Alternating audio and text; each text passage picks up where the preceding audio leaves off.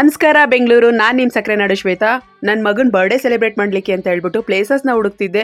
ಅಂಥ ಒಂದು ಸಂದರ್ಭದಲ್ಲಿ ನನ್ನ ಕಣ್ಣಿಗೆ ಬಿದ್ದಿದ್ದು ಬನಶಂಕರಿಯಲ್ಲಿ ಲೊಕೇಟ್ ಆಗಿರ್ತಕ್ಕಂಥ ದಿ ಹ್ಯಾಪಿ ಸ್ಕ್ರೀನ್. ಬನಶಂಕರಿಯಲ್ಲಿ ಮಾತ್ರ ಅಲ್ಲ, ಕೋರಮಂಗಲಲ್ಲಿ ಕೂಡ ಬ್ರಾಂಚ್ ಇದೆ.